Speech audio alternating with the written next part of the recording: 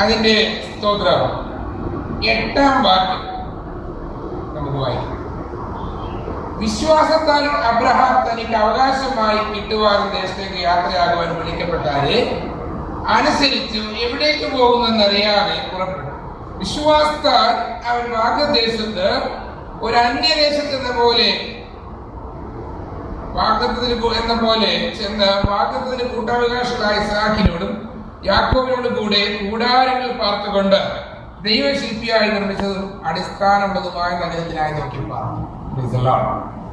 ഇബ്രാഹിം ലേഖനത്തിൽ വിശ്വാസ വീരന്മാരുടെ പട്ടികയാണ് നമ്മൾ പഠിക്കുന്നത്. ഇബ്രാഹിം ലേഖനം 11-ാം അധ്യായത്തിൽ വിശ്വാസത്താൽ വിളിക്കപ്പെട്ട ഒരു അബ്രഹാമിനെ കുറിച്ച് നമ്മൾ കാണുകയാണ്. അബ്രഹാമിന്റെ വിശ്വാസം വ്യാപരിക്കുന്ന, അബ്രഹാമിന്റെ അനുഗ്രഹം പ്രാപിപ്പാൻ വിളിക്കപ്പെട്ടിരിക്കുന്ന നാം എല്ലാവരും അബ്രഹാമിൽ ലഭിച്ച അതേ വിശ്വാസം തന്നെയാണ് നമ്മൾ വ്യാപരിക്കുന്നത്. അബ്രഹാമിൽ കൂടി, ക്രിസ്തുയേശുവിൽ കൂടി അബ്രഹാം ചെയ്ത വാഗ്ദത്തം ജാതികൾ വരേണ്ടതിന് നമ്മുടെ കർത്താവ് നമുക്ക് വേണ്ടി ശാപമായി തീർന്ന് കാൽവറിയിൽ മരിച്ച് തന്റെ ദേഹമാകും തിരശ്ശീല ചീന്തി പുതിയ വഴി നമുക്ക് തുറന്നു തന്നു. Price the Lord. ഹല്ലേലൂയ. ആ പുതിയ വഴിയിൽ നാം ജീവന്റെ പുതുക്കത്തിൽ നടക്കുവാൻ കർത്താവ് നമ്മെ തിരഞ്ഞെടുത്തിരിക്കുകയാണ്. ഞാൻ എപ്പോഴും ചിന്തിക്കുന്ന ഒരു കാര്യമാണ്, എബ്രായ 11-ാം അധ്യായം ഇന്നാണ് എഴുതെങ്കിൽ അത് എന്റെ പേര് എപ്രകാരം പരിശുദ്ധാത്മാവ് വീക്ഷിക്കുമായിരുന്നു. നമ്മളൊക്കെ വിശ്വാസ വീരന്മാരാണല്ലോ, വിശ്വാസത്തിന് എഴുതിക്കൊള്ളുന്നവരാണ്. 2 റോമർ 16 ഇന്നാണ് എഴുതെങ്കിൽ അതിൽ എന്റെ പാർട്ടി എന്തായിരിക്കും? റോമർ 16 ശുശ്രൂഷയ്ക്ക് സഹായിച്ചവരും ശുശ്രൂഷയിൽ പ്രയോജനപ്പെട്ടവരും പ്രാർത്ഥനാ വിഷയങ്ങളും ഒക്കെയാണ് കൊടുക്കുന്നത്. ഇന്ന് പരിശുദ്ധാത്മാവ് രേഖപ്പെടുത്തുമ്പോൾ നമ്മുടെ പേര് സുവിശേഷത്തിന്റെ ഭാഗമായി ഏതെങ്കിലും ഒരു തസ്തികയിൽ വരുമോ എന്ന് ഞാനും നിങ്ങളും പരിശോധിക്കേണ്ട ആവശ്യമാണ്. ദൈവസകലത്തിനെയും കണക്ക് രേഖപ്പെടുത്തുന്നവനാണല്ലോ. Praise the Lord.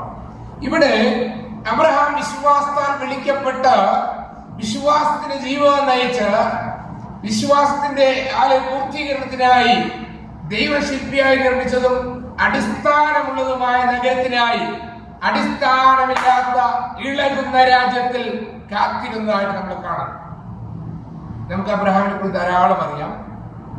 അബ്രഹാമിന്റെ ജീവിതത്തിലെ ചില പ്രത്യേകത നമ്മൾ ചെറുതായിട്ടൊന്ന് പഠിക്കാൻ പോവുകയാണ്. സ്തോത്രം. ആ വാക്യം ഒന്നുകൂടി വായിക്കാമോ? എബ്രായർ 11-ാം അധ്യായത്തിന്റെ 9-ാം വാക്യം. വിശ്വാസത്താൽ അവൻ വാഗ്ദേശത്ത് ഒരു അന്യദേശത്ത് എന്ന പോലെ ചെന്ന് വാഗ്ദത്തത്തിലെ കൂട്ടവകാശികളായ ഇസ്ഹാക്കിനോട് യാക്കോബിനോട് കൂടെ കൂടാരങ്ങൾ പാർത്തുകൊണ്ട് ദൈവശില്പിയായി നിർമ്മിച്ചതും അടിസ്ഥാനമുള്ളതുമായ നഗരത്തിനായി കാത്തിരുന്നു. ഹല്ലേലൂയ.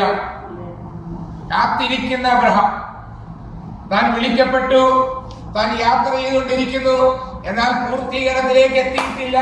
താൻ കാത്തിരിക്കുകയാണ്. ദൈവസഭയും ദൈവജനവും വിശ്വാസത്താൽ വിളിക്കപ്പെട്ട നാം ദൈവമക്കൾ എന്ന് വിളിക്കപ്പെടുവാൻ പിതാവ് എത്ര വലിയ സ്നേഹം നമ്മിൽ പകർന്നിരിക്കുന്നു. പക്ഷേ നാം പൂർത്തീകരണത്തിലേക്ക് യാത്ര ചെയ്തുകൊണ്ടിരിക്കുകയാണ്. അപ്പോ ദൈവത്തിന്റെ വാഗ്ദത്തങ്ങൾ കാത്തുകൊണ്ട്, ദൈവത്തിന് വൻകാര്യങ്ങൾ പ്രതീക്ഷിച്ചുകൊണ്ടുള്ള യാത്രയാണ് ഇവിടെ അബ്രഹാമിൽ നിന്ന് കാണുന്നത്, നമ്മിൽ നിന്ന് ദൈവം പ്രതീക്ഷിക്കുന്നതാണ്. ഹല്ലേലൂയ. അബ്രഹാമിന്റെ കുടുംബജീവിതത്തിൽ, അബ്രഹാമിന്റെ ജീവിതത്തിലുണ്ടാകുന്ന ചില പ്രത്യേകതകൾ. ഒന്ന് നമുക്ക് സുപരിതമാണ്.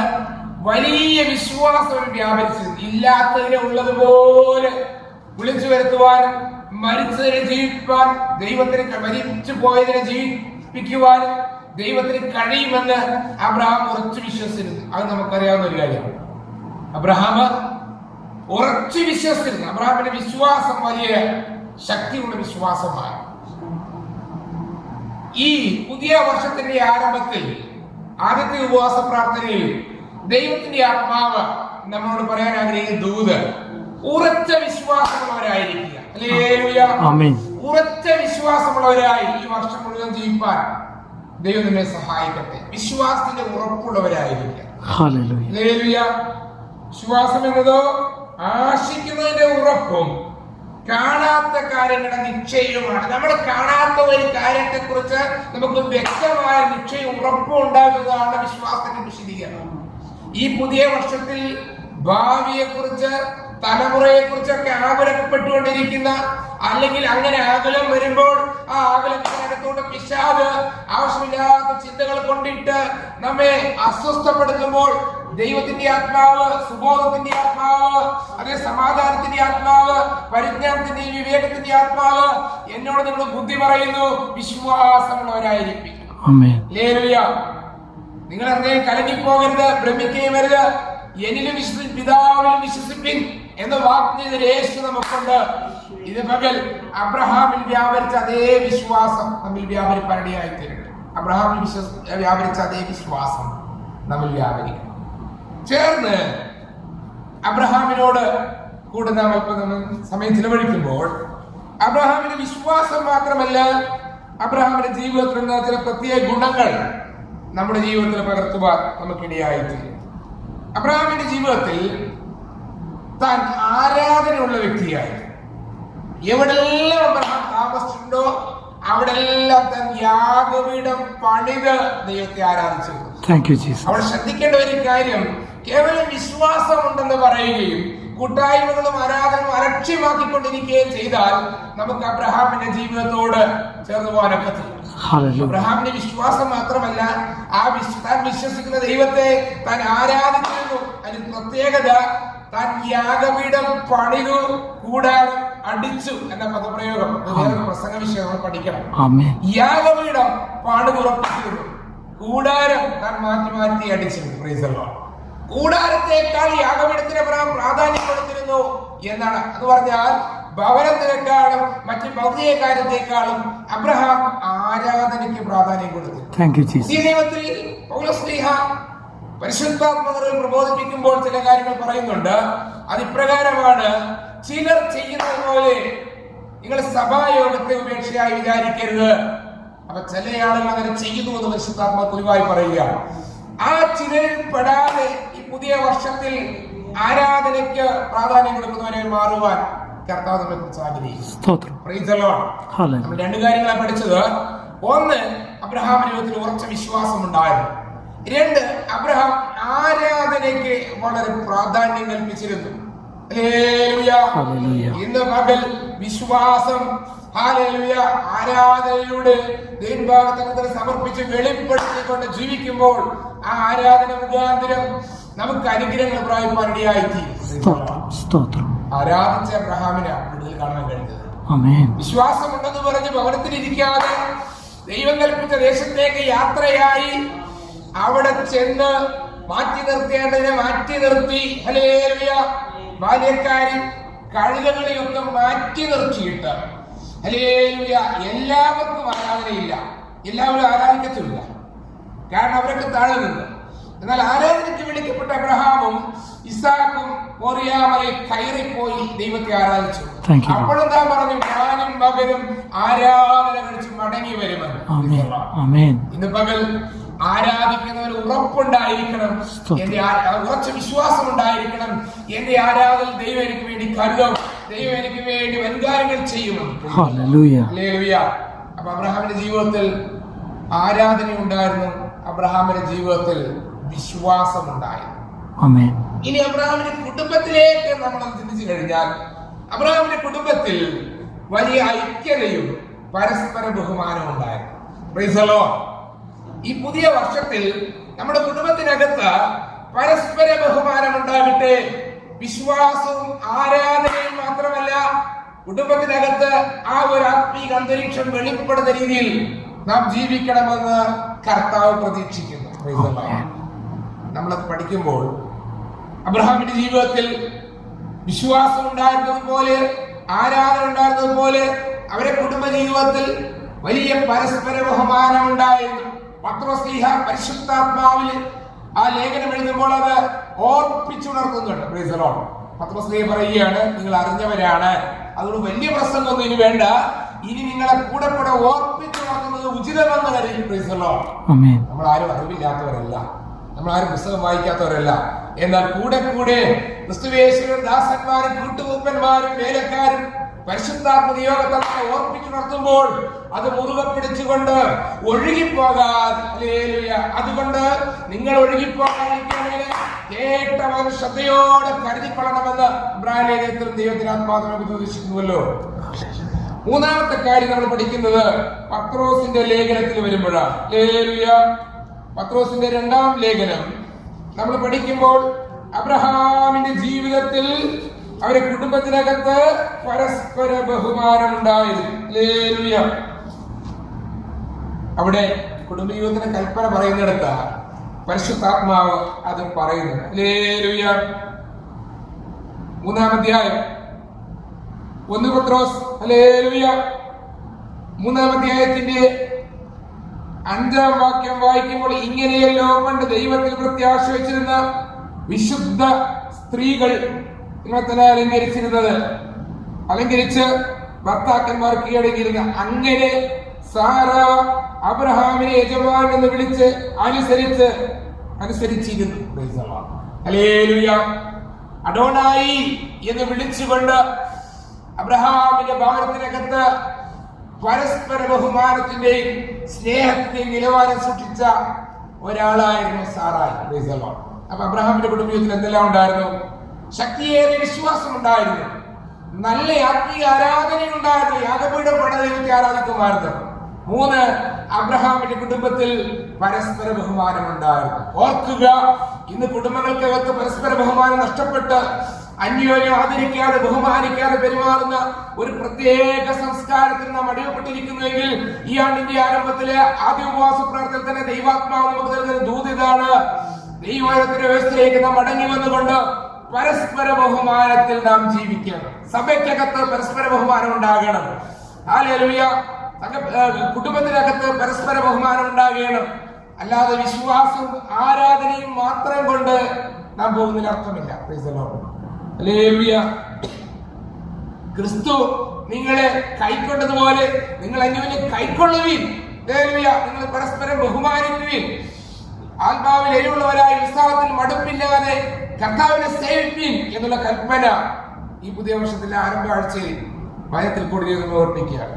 അവിടെ സാറായി അബ്രഹാമിനെ യജമാനെ എന്ന് വിളിച്ചുകൊണ്ട് ബഹുമാനിച്ചുകൊണ്ട് കീഴടങ്ങിയിരുന്നു. പണ്ട് എന്ന് പറഞ്ഞുകൊണ്ട് ഓർപ്പിക്കാം. പുതിയ നിയമസഭയ്ക്ക് ലേഖനം എഴുതുമ്പോൾ പോലും പണ്ട് അങ്ങനെയായിരുന്നു എന്നാണ് പരിശുദ്ധാത്മ പറയുന്നത്. അപ്പൊ ഇപ്പൊ അതില്ലേ എന്ന ചോദ്യത്തിന് അവിടെ സാധ്യത കിടപ്പുണ്ട്. പത്രോസ് പഠിപ്പിക്കുകയാണ്, ഇങ്ങനെയല്ലോ പണ്ട് ദൈവത്തിൽ പ്രത്യാശ വെച്ചിരുന്ന വിശുദ്ധ സ്ത്രീകൾ തങ്ങളെ തന്നെ അലങ്കരിച്ച ഭർത്താക്കന്മാർ കീഴടങ്ങിയിരുന്നത്. അങ്ങനെ സാറ അബ്രഹാമിനെ യജമാൻ എന്ന് വിളിച്ച് അനുസരിച്ച് ഇരുന്നു. ഹല്ലേലൂയ. മൂന്നാമത്തെ കാര്യം, അബ്രഹാമിന്റെ ഭവനത്തിനകത്ത് പരസ്പര ബഹുമാനം ഉണ്ടായിരുന്നു. ഹല്ലേലൂയ. പ്രിയപ്പെട്ടവരെ, പരസ്പര ബഹുമാനം എന്ന് പറയുന്നത് ഒരു ദൈവത്തിന്റെ കൽപ്പനയാണ്. നമ്മുടെ കുടുംബത്തിനകത്ത് അപ്പൻ അമ്മ മക്കളെന്ന സംവിധാനം നിയമിച്ചതാണെങ്കിൽ അവിടെ പരസ്പര ബഹുമാനത്തോടെ വർദ്ധിക്കണമെന്ന് ദൈവം ആഗ്രഹിക്കുകയാണ്. ഹല്ലേലൂയ. മൂന്നാമത്തെ കാര്യം, നാലാമത്തെ ചിന്ത, അബ്രഹാം ദൈവത്തിന്റെ വചനത്തിന് മറ്റുള്ളവരെക്കാൾ അധികം വില കൽപ്പിച്ചിരുന്നു. ഹല്ലേലൂയ. ഒന്നുകൂടി പറഞ്ഞാൽ, ആരാധനയുള്ള വിശ്വാസമുള്ള ആരാധനയുള്ള പരസ്പര ബഹുമാനമുള്ള അബ്രഹാമിന്റെ കുടുംബത്തിൽ ഹല്ലേലൂയ അവിടെ ദൈവത്തിന്റെ വചനത്തിന് വളരെ പ്രാധാന്യമുണ്ടായിരുന്നു. പുതിയ വർഷത്തിൽ ദൈവാത്മാവിനെ ഓർമ്മിക്കുന്ന ഈ വർഷത്തിന്റെ ആരംഭത്തിൽ തന്നെ നാം എന്തിനേക്കാളും ദൈവത്തിന്റെ വചനത്തിന് പ്രാധാന്യം കൊടുക്കണം, ദൈവത്തിന്റെ ആത്മാവിന് പ്രാധാന്യം കൊടുക്കണം, ദൈവശബ്ദത്തിന് പ്രാധാന്യം കൊടുക്കണം എന്ന് ദൈവം ആഗ്രഹിക്കുന്നു. അബ്രഹാമിനോട് ദൈവം മകനെ യാഗമർപ്പിക്കാനായിട്ട് പറഞ്ഞപ്പോൾ അബ്രഹാം ഈ യാഗത്തിനായി പുറപ്പെടുകയാണ്. ആ പുറപ്പെടുന്നത്, ആ യാത്ര, അബ്രഹാം ചെയ്യുന്ന ആ പ്രവൃത്തി നമുക്ക് നൽകുന്ന സന്ദേശത്തിലാണ്. എനിക്ക് സാറായിയെക്കാളും, എനിക്ക് ഞാൻ സ്നേഹിക്കുന്ന ദൈവത്തിന്റെ വാക്യമായി കിട്ടിയ ഇസാക്കിനെക്കാളും, ലോകത്ത് ബാല്യക്കാരെക്കാളും കഴുതയെക്കാളും വീടിനേക്കാളും നാടിനേക്കാളും സകലത്തെക്കാളും ഒരു തമ്പുരാന്റെ കൽപ്പനയാണ് വലുത്. ദൈവത്തിന്റെ വചനത്തിന്, ദൈവത്തിന്റെ കൽപ്പനയ്ക്ക് അബ്രഹാം വളരെ വില കൽപ്പിച്ചു. ഈ പുതിയ വർഷത്തിന്റെ ആരംഭത്തിൽ ഈ പ്രമാണത്തിൽ നിന്നുകൊണ്ട് മുന്നേറുക ദൈവം നിന്നെ സഹായിക്കട്ടെ. ഹല്ലേലൂയ. ഇനി അതിനകത്ത് അബ്രഹാമിന്റെ കുടുംബത്തിനകത്ത് പരസ്പര ബഹുമാനം ഉണ്ടായിരുന്നു. നാം പഠിക്കുമ്പോൾ തന്നെ അല്പം ചില അസ്വസ്ഥതകൾ അബ്രഹാമിന്റെ കുടുംബത്തിനകത്ത് ഉണ്ടായിരുന്നു.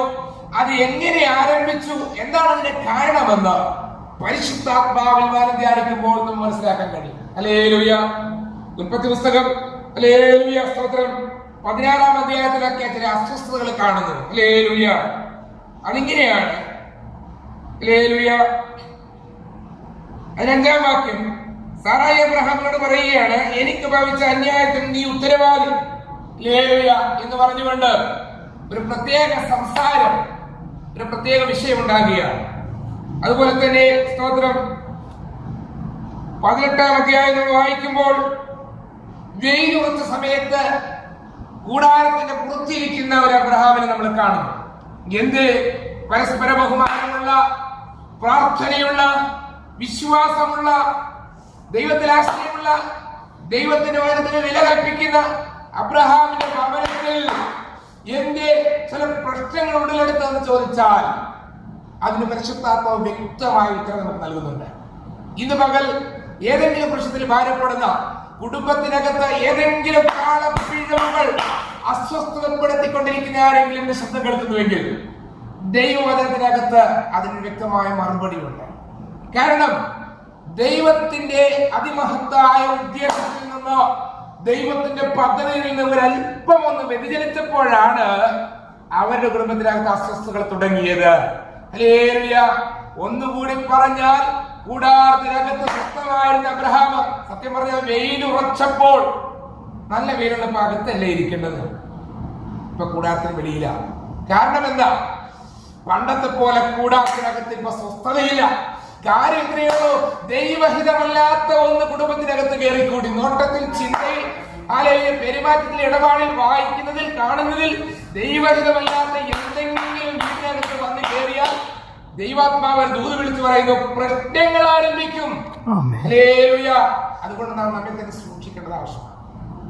അസ്വസ്ഥതയിൽ കാരണം വേറൊന്നുമല്ല, ദൈവത്തിന്റെ വാഗ്ദത്തങ്ങൾക്കും ദൈവത്തിന്റെ കൽപ്പനയ്ക്കും അപ്പുറമായി ഒരു പ്രത്യേക പീരീഡിൽ അബ്രഹാമിന്റെ കുടുംബത്തിനകത്ത് ബുദ്ധി പ്രവർത്തിക്കാൻ തുടങ്ങി എന്നുള്ള ചിന്തയാണ് നമുക്ക് കിട്ടുന്നത്. ബുദ്ധി എന്ന് പറഞ്ഞാൽ വാഗ്ദത്തമുണ്ട്, തലമുറയെ കിട്ടുന്നു. പക്ഷേ അത് എളുപ്പമാക്കുവാൻ അവരൊരു മാർഗം സ്വീകരിച്ചു.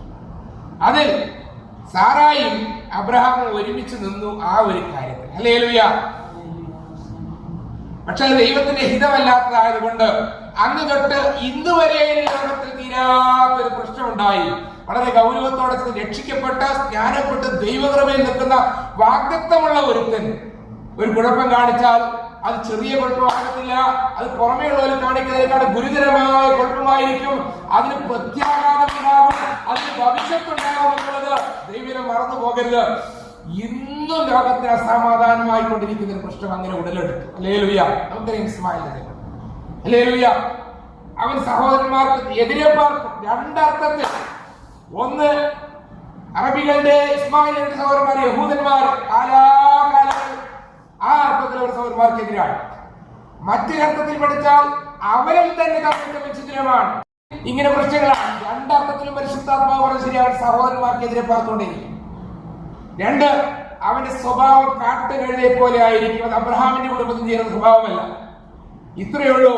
വാഗ്ദത്തത്തിൽ നിന്ന് തെറ്റി, പ്രമാണം തെറ്റി, കൃപ ലഭിച്ചവരും വിളിക്കപ്പെട്ടവരും അകന്നു പോയാലുണ്ടാകുന്ന പ്രത്യാഘാതം എത്ര ഗുരുതരമായിരിക്കും. അത് ശ്രദ്ധിക്കേണ്ട വിഷയമാണ്. രക്ഷിക്കപ്പെട്ട ദൈവവൈതലേ, സ്നാനപ്പെട്ട ദൈവവൈതലേ, ദൈവസഭയിൽ അംഗമായ ദൈവശബ്ദങ്ങൾ ദൈവവൈതലേ, ചെറിയ ശ്രദ്ധ വലിയ വിപത്തുണ്ടാക്കുമെന്ന് ഈ വേദഭാഗം നമ്മെ നിർദ്ദേശിക്കാം. അപ്പോൾ ഈ സാറായി അവിടെ പറയുകയാണ്, എനിക്ക് സംഭവിച്ച അന്യായത്തിന് മുഴുവൻ ഉത്തരവാദിത്വം അബ്രഹാമിനാണ്. അപ്പൊ ഈ പരസ്പര ബഹുമാനം അവിടെ അല്പം നഷ്ടപ്പെട്ടിട്ടുണ്ട്, അവിടെ അന്തരീക്ഷം മാറിയിട്ടുണ്ട്. അതിന് കാരണം ഇതാണ്, ദൈവഹിതമല്ലാത്ത ഒന്ന് അവരിടയിൽ വന്നു. ഒരു ഭാര്യയ്ക്കും ഭർത്താവിന്റെ ഇടയിൽ, ഒരപ്പനും മക്കളുടെ ഇടയിൽ, ഒരു കുടുംബത്തിന്റെ ഇടയിൽ ദൈവഹിതമല്ലാത്ത ഒന്നും വരരുത്. അത് വന്നു കഴിഞ്ഞാൽ പ്രശ്നമാണ്. അതുകൊണ്ട് ദൈവത്തിന്റെ സമ്പൂർണ്ണ വിധത്തിൽ ജീവിപ്പാൻ പുതിയ വർഷത്തിന്റെ ആരംഭ തീരുമാനമെടുക്കണം. ദൈവികമല്ലാത്ത ഒന്നും ജോബിന്റെ വ്യക്തമായി പരിശുദ്ധാത്മാവ് ജോബിന്റെ പുസ്തകത്തിൽ വ്യക്തമായി 11-ാം അധ്യായത്തിൽ രേഖപ്പെടുത്തുന്ന നീതികേട് ഇതിനെ കൂടാരത്തിൽ പാർപ്പിക്കരുത്. കൂടാരത്തിനകത്ത് നീതികേടുണ്ടായാൽ പിന്നെ പ്രശ്നങ്ങളുടെ പെരുമഴ പെയ്യും. ഇതാണ് അബ്രഹാമിന്റെ ജീവിതത്തിൽ നമുക്ക് പഠിക്കാവുന്ന മറ്റൊരു പാഠം. ഹല്ലേലൂയ.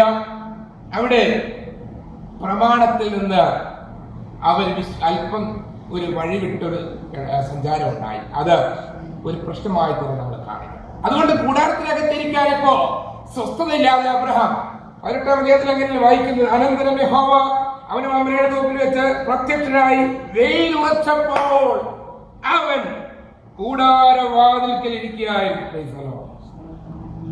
അകത്തിരിക്കേണ്ട സമയത്ത് അകത്ത് വേണ്ട സ്വസ്ഥത ഇല്ലാഞ്ഞിട്ടാണോ എന്ന് ചിന്ത ബൈബിളിൽ അങ്ങനെയൊന്നുമില്ല. ഞാൻ ചെന്ന് പറയാം, ഇപ്പൊ കൂടാരത്തിന് പുറത്തായിരിക്കും. എങ്കിലും അങ്ങനെയൊക്കെ കുഴപ്പം കാണിച്ചെങ്കിലും വാഗ്ദത്തത്തിൽ വിശ്വസ്തനായ ദൈവം നിവർത്തിക്കുവാൻ അവനെ സന്ദർശിപ്പടിയായി തീർന്നു. വചനം ഇങ്ങനെ പറയുന്നു, കർത്താവോ വിശ്വസ്തൻ. ഹല്ലേലൂയ. കർത്താവ് വിശ്വസ്തനാണ്. നമ്മൾ ആ വിശ്വസ്തത കാണിച്ചാൽ പോകും അവിടെ നമ്മോട് കരുണ ചെയ്ത് വിശ്വസ്തയോടെ പതിവായി. അബ്രഹാമിന്റെ ജീവിതത്തില് ആ പ്രശ്നം ഉണ്ടായതിന് കാരണം അല്പം ദൈവത്തിന്റെ പ്ലാനിൽ നിന്ന് മാനുഷ്യ ബുദ്ധി വർക്ക് ചെയ്തു പോയത്. രക്ഷിക്കപ്പെട്ട ദൈവത്തില്, പ്രാർത്ഥിക്കുന്ന ദൈവത്തില്, പുതിയ വർഷത്തിന്റെ ആരംഭത്തിൽ ദൈവാത്മക ചിന്ത, സമ്പൂർണ്ണ ദൈവഹിതത്തിന് കീഴടങ്ങിക്കൊണ്ട്, ദൈവത്തിന്റെ വചനത്തിന് കീഴടങ്ങിക്കൊണ്ട് പരിശുദ്ധാത്മ നിയോഗത്തിൽ തന്നെ കാര്യങ്ങൾ ചെയ്യുക. വചനം എങ്ങനെ പറയുന്നു, നിന്റെ വഴി യഹോവയെ വരവേൽപ്പിക്കുക, അവനത് ഹല്ലേലൂയ. നമ്മെ തന്നെ ദിനംതോറും പരിശോധിക്കുക. ദൈവഹിതത്തിന്, ദൈവ പ്രമാണത്തിന് വിരോധമായി എന്തെങ്കിലും എന്റെ വ്യക്തിപരമായ ജീവിതത്തിലുണ്ടോ, എന്റെ കുടുംബത്തിനകത്തുണ്ടോ? ഉണ്ടെങ്കിൽ അത് പ്രശ്നമുണ്ടാക്കും, അത് പ്രത്യാഘാതം ഉണ്ടാക്കും. അതുകൊണ്ട് അതിനകത്ത് ക്രമീകരണം വരുത്തി മുന്നേറുവാൻ ദൈവം നമ്മോട് പ്രതീക്ഷിക്കുക. പ്രസംഗിക്കുന്ന എനിക്കും നിങ്ങൾക്കും ഇത് ബാധകമാണ്. ഹല്ലേലൂയ. കൂടാരത്തിനകത്ത് ദൈവികമല്ലാത്തത് ഒത്തിരി കുടുംബ തകർച്ചകൾ, ഒത്തിരി പ്രശ്നങ്ങൾ, ഒത്തിരി ഭിന്നതകൾ. പക്ഷെ എല്ലാം കൗൺസിലിംഗിൽ വെളിപ്പെടുത്തില്ല. പക്ഷെ വ്യക്തികൾക്ക് അറിയാം പ്രശ്നത്തിന്റെ കാരണം എന്താണ്. ഹല്ലേലൂയ. കുടുംബത്തിനകത്ത് പ്രശ്നമുണ്ടാകുമ്പോൾ കുടുംബം ഒരുമിച്ച് ദിവസത്തിൽ വന്ന് മുട്ടുകുത്തി നിലവിളിച്ച് തങ്ങളെ തന്നെ ശുദ്ധീകരിക്കുകയാണ് ആദ്യം വേണ്ടത്. ഹല്ലേലൂയ. തമ്പുരാന്റെ ഹിതത്തിന് വിരോധമായി സാത്താൻ അവകാശം പറയാൻ എന്തെങ്കിലും നമ്മുടെ ഭവനത്തിനകത്ത് കയറിക്കൂടിയാൽ പിന്നെ പ്രശ്നങ്ങളുടെ പെരുമഴയായിരിക്കും. അതുകൊണ്ട് ദൈവത്തിന്റെ ഹിതത്തിലേക്ക് നമുക്ക് മടങ്ങി വരാം. അബ്രഹാമും സാറായും കൂടി എടുത്ത ഒരു തെറ്റായ തീരുമാനത്തിന്റെ പ്രത്യാഘാതം. ഹല്ലേലൂയ. അതിന്റെ ദുരവസ്ഥ ഇത് നാം വായിക്കുമ്പോൾ നമുക്ക് പരിശുദ്ധാത്മാവ് ബുദ്ധിവലശീലാണ്. വിശ്വാസമുണ്ട്, ആരാധനയുണ്ട്, പ്രാർത്ഥനയുണ്ട്, വചനത്തിന് വില കൽപ്പിക്കുന്നുണ്ട്. പക്ഷേ ക്ഷീണം സംഭവിക്കരുത്. ദൈവമല്ലാത്ത ഒന്നും കൂടാരത്തിനകത്ത് വരരുത്. അവിടെ ശ്രദ്ധിച്ചില്ല എങ്കിൽ വലിയ പ്രത്യാഘാതമുണ്ടാകും. ഹല്ലേലൂയ. സാറായി അബ്രഹാമിനെ യജമാനെ വിളിച്ച് കീഴടങ്ങിയിരുന്നു. അവരുടെ കുടുംബത്തിൽ പരസ്പര ബഹുമാനം ഉണ്ടായിരുന്നു. ഈ ദിവസങ്ങളിൽ ദൈവഹിത പ്രകാരമുള്ള കുടുംബജീവിതം നയിച്ചുകൊണ്ട്, കർത്താവിന്റെ പ്രസാദങ്ങൾ തിരിച്ചറിഞ്ഞുകൊണ്ട്, അവർ ശബ്ദം കേട്ടുകൊണ്ട് വലിയ വിശ്വാസമുള്ളവരായി, വലിയ പ്രാർത്ഥനാവീരന്മാരായി, ദൈവശില്പിയായി നിർമ്മിക്കുന്ന അടിസ്ഥാനമുള്ള നഗരത്തിലായി നമുക്ക് കാത്തിരിക്കാം. നമ്മുടെ ജീവിതത്തില് വിശ്വാസം ഉണ്ടാകട്ടെ, നമ്മുടെ ജീവിതത്തിൽ ആരാധന ഉണ്ടാകട്ടെ, നമ്മുടെ ജീവിതത്തിൽ മറ്റൊന്നിനേക്കാളും ദൈവത്തിന്റെ കൽപ്പനയ്ക്ക് വില കൽപ്പിക്കുന്നത് മാറട്ടെ. ദൈവീകമല്ലാത്തതെല്ലാം തള്ളിക്കളയുവാൻ ആർജവുള്ളവരായി നമ്മൾ മാറട്ടെ. അതിനെ താഴ്ത്തി ഏൽപ്പിച്ചു കൊടുക്കാം. അബ്രഹാമിന്റെ വിശ്വാസം, അബ്രഹാമിന്റെ പ്രാർത്ഥന, അബ്രഹാമിന്റെ ആരാധന, അബ്രഹാമിന്റെ കുടുംബത്തിലെ പരസ്പര ബഹുമാനം, ഹല്ലേലൂയ, അത് നിലനിർത്തിക്കൊണ്ട് അനുഗ്രഹിക്കപ്പെട്ട ഉത്തമമായ ക്രിസ്ത്യൻ ജീവിപ്പാൻ ദൈവം നമ്മെ സഹായിക്കട്ടെ. അബ്രഹാം കാത്തിരുന്നത് പോലെ ഏറ്റവും നല്ലതായ ഒന്നിന്, ഏറ്റവും മനോഹരമായ ഒന്നിനെ പ്രതീക്ഷിച്ചുകൊണ്ട് ഈ ദിവസങ്ങളിൽ കാത്തിരിക്കാം. അത് വിശ്വാസത്തോട് മുന്നേറാം. കർത്താവിന്റെ കൽപ്പന നമ്മൾ അനുസരിച്ച്, കർത്താവിന്റെ വചനം പ്രാപിച്ച് നാം മുന്നോട്ട് പോകുമ്പോൾ നമുക്ക് വേണ്ടി കരുതുന്ന ദൈവം, നമുക്ക് വേണ്ടി പ്രവർത്തിക്കുന്ന ദൈവം, നമുക്ക് വേണ്ടി ഇടപെടുന്ന ദൈവം, ആ ദൈവത്തിൽ ആശ്രയിച്ച് മുന്നേറാൻ ദൈവം സഹായിക്കും.